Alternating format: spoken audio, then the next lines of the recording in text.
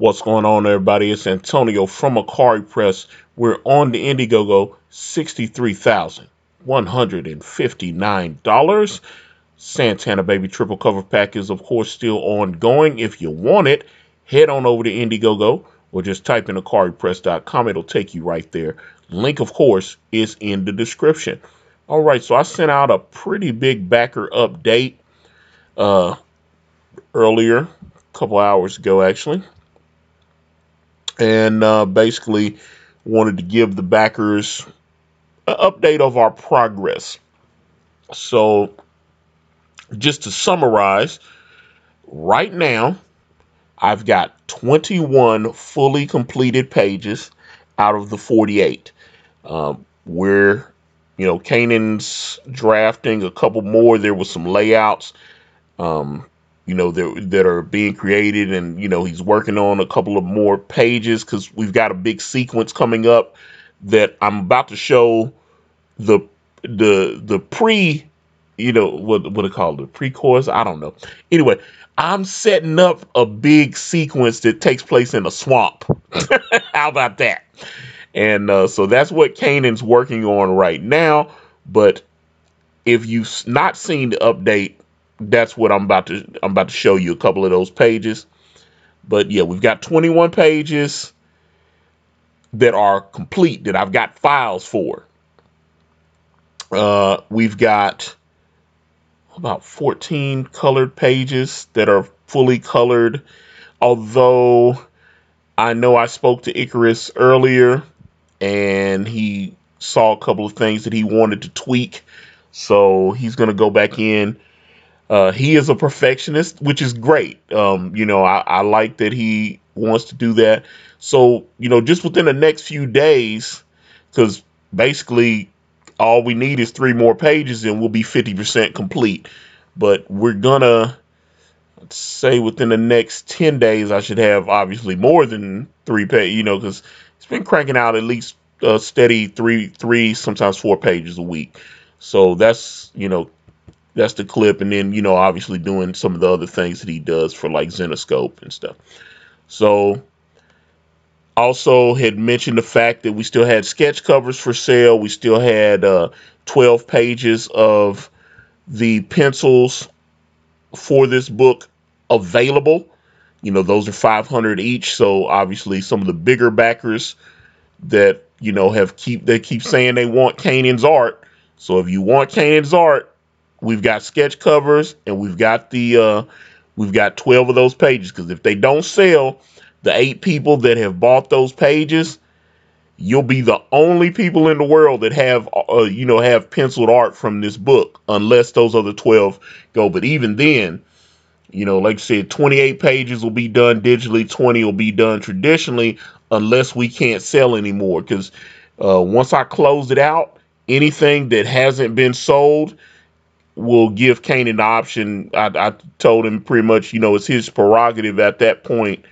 Once I pull it, if he wants to do them, because there's a couple of pages that we discussed that he's wanting to do traditionally to keep, for his personal collection.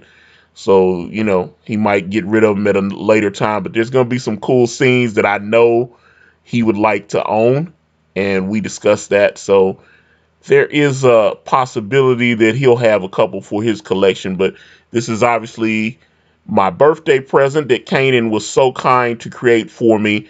I love this thing.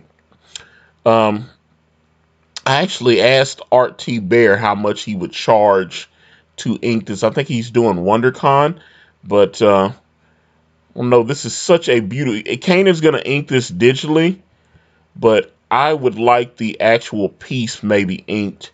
And there's only a couple of inkers that I would trust with this, because Kanan just puts like stupid detail into it. So one of those inkers would be obviously the legendary Art T. Bear. So I would like to get a quote from him, because I'm sure with something like this, it would not be cheap. But again, Kanan's going to also ink this digitally, so we'll get to see what Kanan's ink looks like on his own work, which pretty much looks kind of like that Dark Santana right there. All right, and then I showed Kanan's Shazam, just to let people know, because everybody's like, well, I don't know what Kanan's pencils look like. This is the level of detail you're getting with Kanan's pencils on these pages. And then I showed Wither, which unfortunately we lost that stream where Kanan actually created Wither live on the air. That was one of the videos that got flagged. I'm hoping, I'm still talking to YouTube about getting all my content back. They are looking into it because I think they have finally realized, hey, some shenanigans happened. So, unfortunately, I don't have that content. That's a shame. But here, this is Wither. This was created live on my channel, and she's actually going to be in these next few pages that Kanan's drawing right now. So I'm really excited to see that because I'm really excited for her. She's a great character. And here is a sequence with Dawn and Fame and Rita. And man, I just look.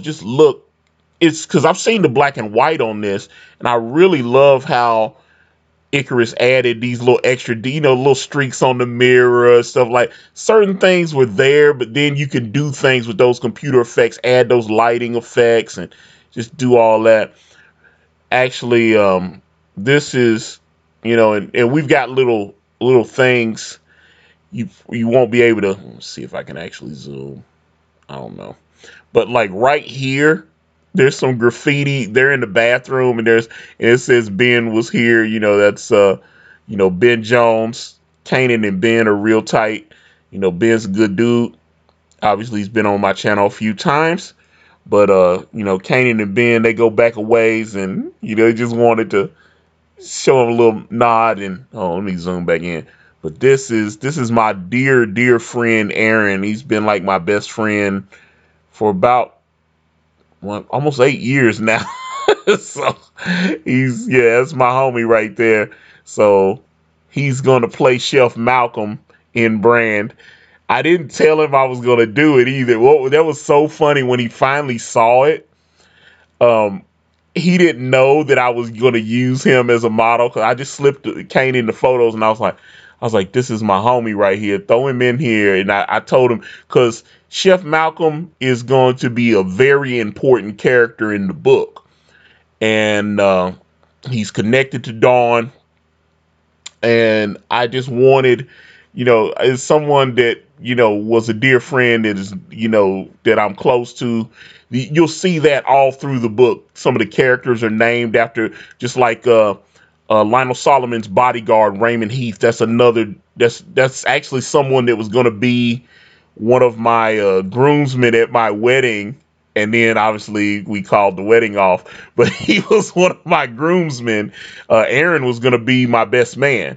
Aaron was going to be my best man, and Raymond Heath was going to be one of my groomsmen. So the character Raymond Heath doesn't look like Raymond Heath at all, but he obviously bears his name. So Raymond Heath is named after another dear friend of mine. Like I said, I've used people all throughout the book, but I actually use, and I mean, this really looks like my buddy, because here he is over here on the side on the actual Indiegogo page here in black and white. But I mean, it really looks like Aaron. It's scary how much, Kanan really got his likeness down pat, and I was really proud when I saw it. And then I surprised Aaron. I took the picture that Kanan sent me, and I texted over to Aaron, and he was like, "I gotta show my mama." He was like, "My mama's gonna flip out when she sees this. This is incredible." And so he was so touched that we did that. And so then he hadn't seen, but I just sent him the black and white, and then I sent him when we got the colors in. I sent him the colors, and he was like, "Man," he called me right when he was like, "Dude, y'all killing it, man," and he was really enjoying it. So I was really proud. Icarus is, because I made sure when I sent Icarus a couple of photos of him, and so I was like, make sure, because early on, and I lost this video too, but I had talked about one of the things I noticed when Icarus was coloring everything, because I talked to Kanan about this. I was like, he's coloring all the black characters and he's making them look all crazy and stuff. The colors were way too dark. It was like everybody was down in Nigeria or Ethiopia or something. It's like everybody was way too dark. And and we've got like black characters, we got Asian characters, we got Spanish characters. So I wanted the skin tones to actually be real and everything. I was like, dude, you making everybody look like they like a Manute Bowl type colors and everything. It's like, I know they're black. Don't make them. We coming all, it's like Skittles. Taste the rainbow, baby. Make it all different colors. So I really wanted to stress that to him. But once, every now and again when he turns the page over, I had to go back and I go, okay, that's not right. That one's too dark. But now that he kind of knows what I want, I'm not having to have that conversation as much. So that's a good thing, because boy, them first couple pages, I was like, God, boy, he got everybody looking like they charcoal briquettes and stuff, and I was like, lighten some of them people up and make them different skin tones, and but other than that, it would be this beautifully colored page. I mean, as you can see, like I said, he added so many little things, little streaks to the mirrors and, the different lighting effects and everything. I really enjoyed what he did with this page. I like the little highlights on Dawn's hair and everything. I was really, really proud when I saw this. So, but I mean, this is him in his role. But like I said, when we first started coloring Fame and some of these other characters, I was like, oh no, this ain't. Yeah, I got to talk to him. But he gets what I was saying now, and I told him, I said, man, this is some of the best stuff you've ever cut. Because I mean, like I said, my guy actually works for like IDW and Aspen and Zenoscope, and he's done stuff for DC, and he's done a ton of indie comics as well. Um, so he's been working for over a decade professionally in comics. We just call him Kid Icarus because we got a lot of nut jobs that'll try to go at him and make sure he can't work because he colored a comic book. So we just call him Kid Icarus, but he's a very talented. Look at this. I mean, I just look how he hit these little highlights and everything. I love just everything. I'm just really proud of the way these colors turned out on all these pages. I have a lot more colored pages that I can show you guys, but I didn't want to show too much of the work. And some of the stuff that I've got is just flats. And even his flats look really good. That's what's so crazy. And a year ago, I didn't know what the hell flats was. I'd be talking to these colorists and they'd be like, hey, I got to put the flat. I go, what the hell are you talking about? Just color the page. I don't know what that is. But they explained to me what flats are. And then I was like, oh, okay, I got you. You got to put the little colors on to kind of set everything up. And then you can start tweaking and doing the lights and, adding your shading and all that kind of stuff. But here's another page that we debuted here. This is at Everhart, David's home. And there's Melissa, who is also named after a dear friend of mine from when I was in grade school. And, little Abby. And David's out here with Penance tending bees. So I really like now. Kanan, by his own admission, kind of cheated a little bit here. Kind of does some. He drew a couple of bees and then he used a little multiplier program on whatever. I know he's doing iPad Pro or whatever the hell. And because I watched him do this, he goes, and all of a sudden you got bees all over the damn place. You might draw a couple of little bees and then you do that multiplier program and it. But that's the beauty of doing certain things digitally. But oh, wait a minute. I want to go back up because I really like the shading stuff, like right here on the bee mask.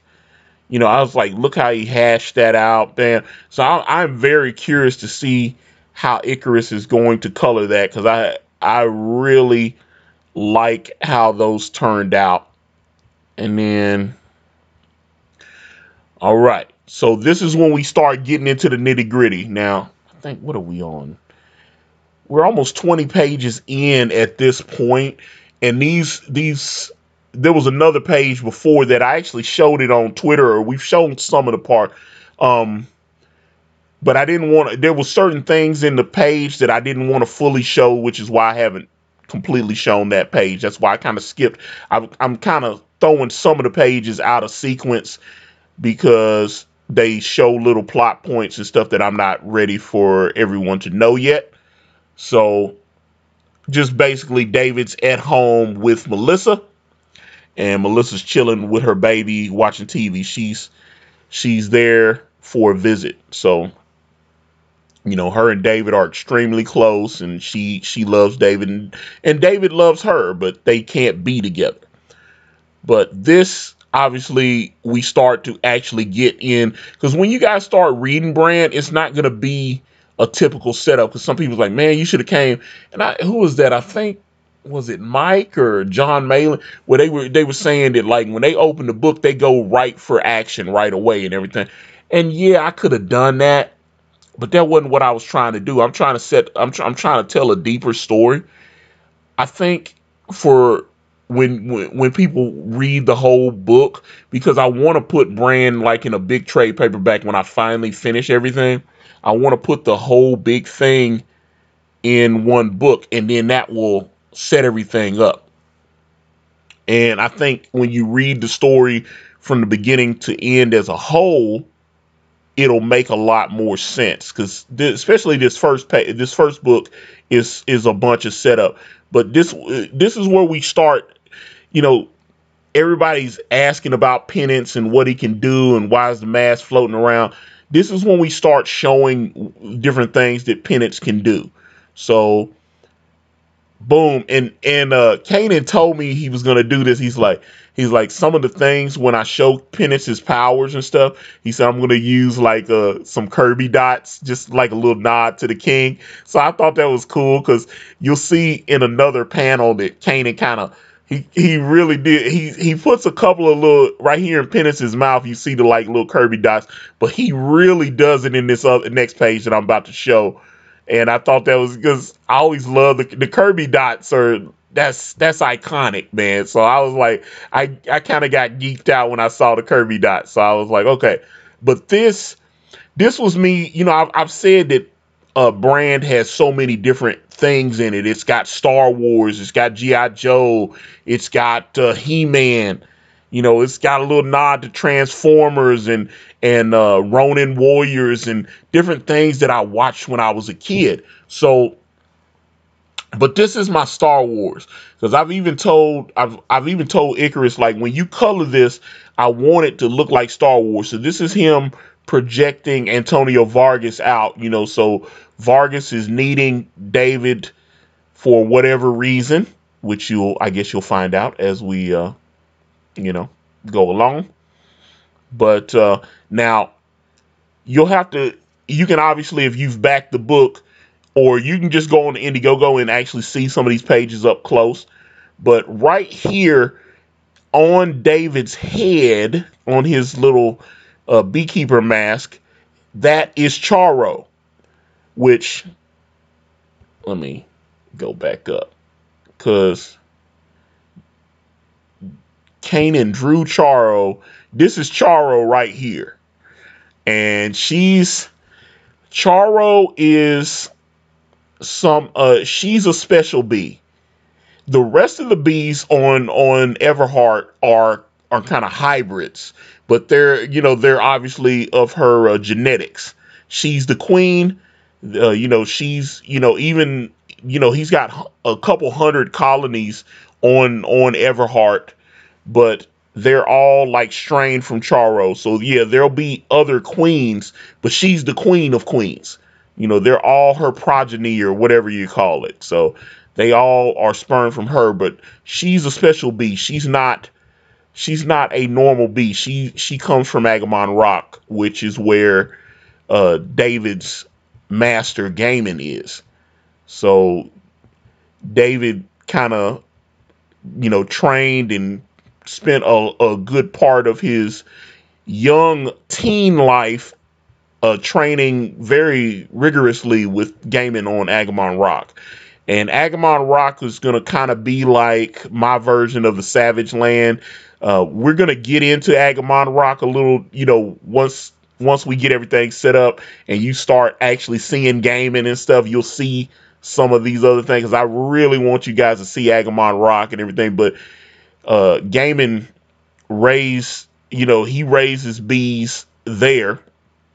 And that was one of the things David kind of has. He's kind of a hothead. He's kind of got a temper, and the beekeeping kind of relaxed him.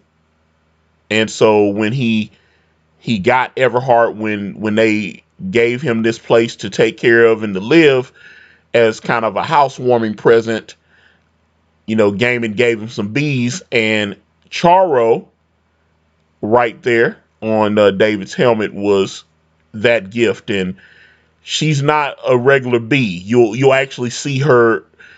She'll be able to communicate with David. It's gonna be kind of like it's gonna be like a C-3PO R2D2 type thing. So you'll see like a bzz, bzz, that kind of thing. It's not gonna be, she's not talking. It's not gonna be Charlotte's Web where she's gonna be like, "Hey, Wilbur, why don't you do?" But you'll see like a bzz, bzz, and then David will be like, "No, Charo, I'm not talking to him right now." It's gonna be that kind of deal. So she's there.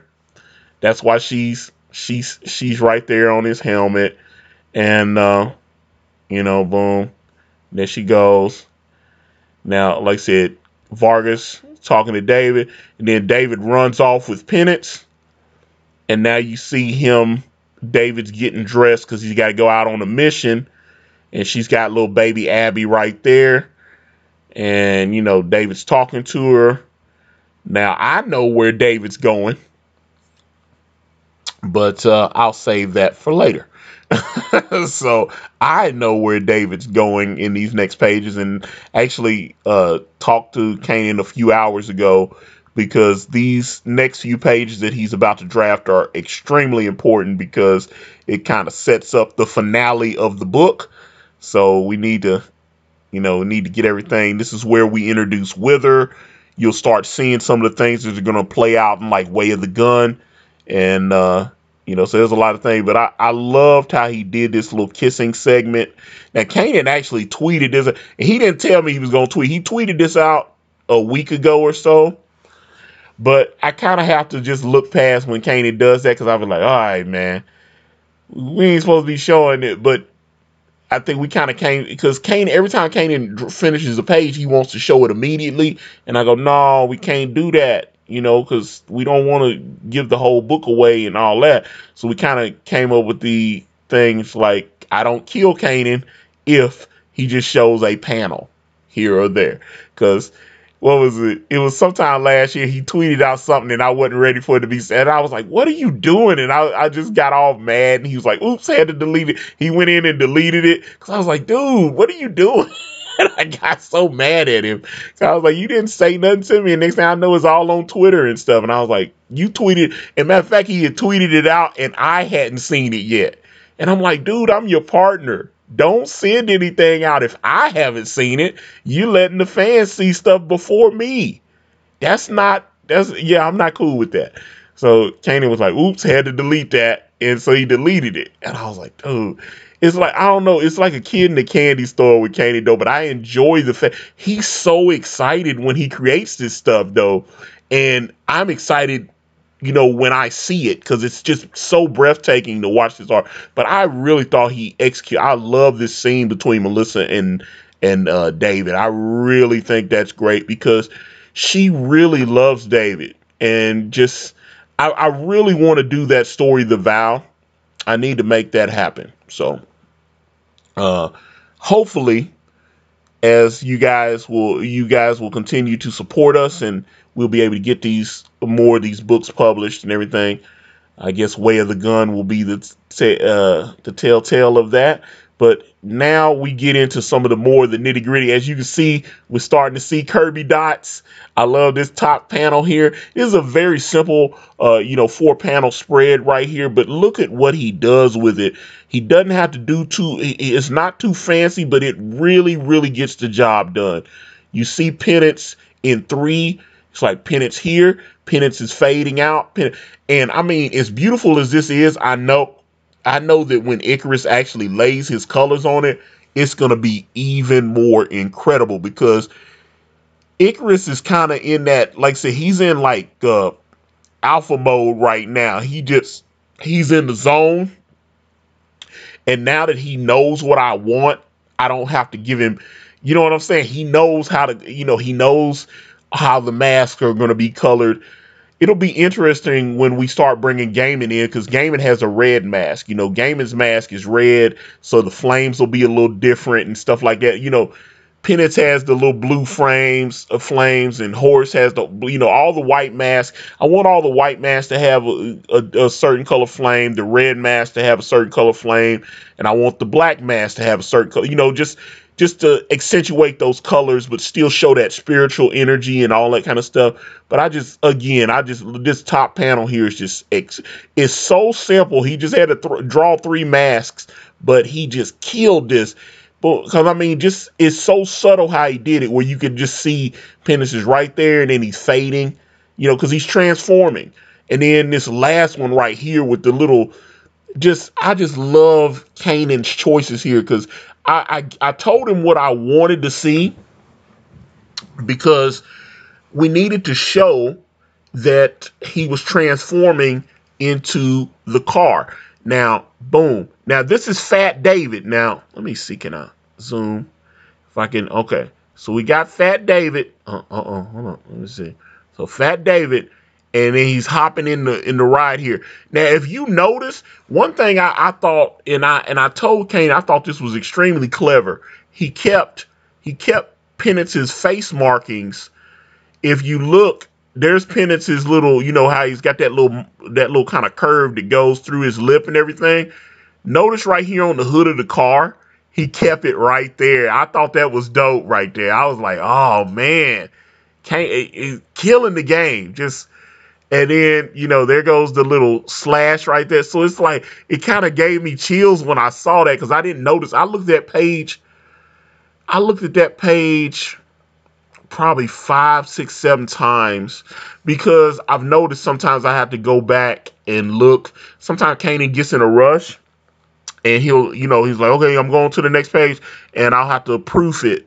And as I'm, and I'm about to send the finals over to Icarus so he can start putting the flats on it, and then I'll notice something. And so I tend to over analyze these pages to look for mistakes now. I'm starting to look for things. Something's wrong. Let me find it. So, but when I look, I was like, oh, he put the little curve right there. I thought that was dope. And I like the way I don't know what model car this is or what he used, but I just thought that was a nice little touch. So, tip of the hat to Kanan. Now, this page here, I've seen a couple of little drafts of this because, this is the 3rd panel on this page. Now, this was added right here last minute because this is what happened. The very first layout, which I actually still have, the first layout of this page, Kanan had the car driving down like a highway or something. It was like he was like right in the middle of downtown. There was like big old tractor trailers in the road. This whole sequence, and I knew that we got to have David transform. So I was like, dude, and I even had it in my script because I'm thinking he's not going to transform in front of all these people, right? They're trying to keep everything secret. It's like superhero stuff. He got a secret identity. He's about to stop being a fat guy and turn into this big beefy guy. So he wouldn't want to be seen there. So all of a sudden, like I said, there are like 3 or 4 cars all around, big old tractor trailer truck. I was like, wait a minute, what are you doing, man? And then so he changed his panel here and he put some trees and stuff. I was like, it's supposed to be like country road, which is why this fence and stuff here. I was like, because I wanted like a kind of a secluded road out in the country where, David could just pull off because Melissa's there at Everhart with Abby and Melissa doesn't know David's not a human anymore. She just thinks that this is, just this guy she's been in love with for like almost 20 years. and a dear friend of hers, and she doesn't know. Nobody knows. David's brother doesn't know. Nobody knows he's not human anymore. So he can't. If Melissa wasn't there, he would just transform right there at Everhart. But since she's there, he had to hop in the car and drive off. So this road here is supposed to be secluded. There's supposed to be like some trees, and that's how once he fixed it, he changed, and he put all these little trees and stuff. And then I got this page back. And then all of a sudden I saw there was like city skyline and stuff, but there's still trees there. There's like shrubbery and stuff. And I said, Kanan, why is all this city stuff there all of a sudden? Because we talked about that. He was like, well, he said, I changed it like you said, because I understand what you're talking about, that he's out secluded and so nobody will see him transform. He said, but that's why I still got the bushes and trees and stuff there. But I wanted to add the little city skyline so that, we established that he is still in the city and everything. And I go, he's still secluded though. So I was like, okay, I can go with that. And it looks good. I like it. So, if it looks good and it doesn't destroy what I'm trying to do, that's the thing. Some of the changes that, people laugh when we talk about the little tattoo that, Kanan added and all that kind of stuff.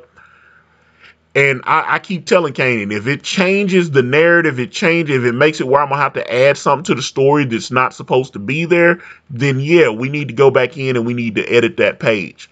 But if it works or if it adds something different to the story, then that's different. Now, this page right here, you'll have like Charo. There's another version of this page because I had to load what I had, but I have the other file now. But this page, actually right here where my cursor is, Charo is supposed to be on David's arm as he's driving Penance, or I guess Penance is driving and he's faking like he's driving because, Penance is like Knight Rider, so he's driving himself, I guess, but just like Knight Rider, he can give David control or whatever. So, I wanted, and the first time Kanan drew it, there weren't any bees and stuff, and I was like, wait a minute, dude, where the bees at? He forgot to put the bees in, because I was like, the whole point was he's supposed to be driving down the road, and then there was supposed to be like the swarm of bees is supposed to follow David, because he takes the bees out with him and they help him on his missions and stuff. So the bees are supposed to be with it. So there was no bees here. But Kanan went back in and he added, which you can see here, but then he forgot to add Charo. But I've got, like I said, the finalized page. Everything is the way it is. We had to do this like 3 times. But the finalized page has everything. But yeah, the only thing, this page is the same except Charo, because he added, if I could zoom in more, you'll see even in this second panel here, there's more of a bee. There are like a little trail of bees following the car as it's speeding down. And then you can obviously see bees right here on the interior. But like I said, the only thing that's missing that I actually do have the finalized file for is that Charo is right here. And so, because there's some dialogue with David and Charo as he's driving along. And then there's more bees here where you see now this is the sun. Now I had to speak to Icarus, because even though, Icarus likes to draw, he likes to color everything like it's nighttime. So he would make that the moon or something. I was like, nah, because number one, you don't really tend bees like that at nighttime. All the beekeeping videos I watch, that's every now and again they have to do some stuff, and the bees get kind of ornery when you mess with them at night. So yeah, it needs to be, that needs to be the sun. So I was stressed because it was gonna be nighttime, and I was like, no, a lot of this takes place during the daytime. There's a sequence in Chicago that's at night, but this is actually daytime. So we here he is. We're coming to a stop. There's bees. David's getting out. Bam. There we go. All right. And now David's getting out, and Penance is transforming back into his normal form. And that's another thing right here. We kind of changed this sequence. This bottom panel here, if you notice, because Kanan told me, I had a different plan for the script for the way the transformation was supposed to work. And David's a big dude. He's overweight. About 400 pounds. He's a big dude. And so what Kanan did, because we knew how the transformation was going to do, it actually kind of looked cool. He kind of gave David these really baggy clothes, the trench coat and everything. Everything's big. So obviously when he becomes a bigger guy, when he actually becomes the alpha form, those clothes aren't baggy anymore. They actually fit. He grows like 2 feet taller, just a lot bigger. And so here's Penance zapping David with his energy and filling them up. And I just thought this was fantastic. The energy, obviously little Kirby dots. And I like the way this panel intersects here, where you can actually see it's like the full actual David Craven there, but then you have these other little panels intersecting. I thought that was a nice effect. I always like Kanan's choices when he lays these pages out. I even like, he shows me all the little previews and everything, but boom, zap, lightning, energy, just really boom, he's getting bigger. And then there we have alpha form David with Penance. Now David, he doesn't need those glasses anymore, taking the glasses off, and now David's opening. And I thought this was dope right here, because now this stayed the same from my script. But like I said, we made some minor change, because I've told Kanan, if something's not quite working artistically, try to make it work the best way. If it, because I can always, the way we're doing this, I can always script around it. I know how the script's supposed to go, but this is still exactly like the way it was in my script, because the inside of David's jacket, the code is magical, and there's a void on the inside of it. So when he opens his coat, all the bees fly in there, and they just fly into the void, so that he can, teleport them out. And then here we have like a Professor X moment. Now this is a character. This character is named William Marsden, and this guy is one of David's apprentices. David's trained 3 different hunters, and this is probably the one that he's the closest with. There's another student. There's 2 others. One's name's Thomas, and then the other is a guy by the name of Jacob. And Jacob, you'll see Jacob in this. Jacob and David are going to have a very interesting relationship. Like William and Jacob are cool.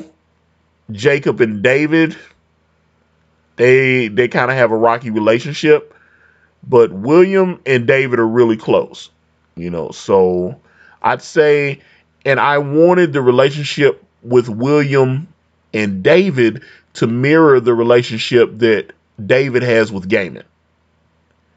I wanted that to be very, I wanted that to be kind of in the same vein. So, so David's kind of taken William under his wing, really considers him like a son, cares about him, and, they're really close. But he cares about Jacob too, but Jacob and him, like I said, they just kind of have different, they kind of have different philosophies about certain things. And so you'll see they'll kind of have some differences once you actually get into the story. But those are the finals of the pages, and then I ended it with the preview of the the Lady Alchemy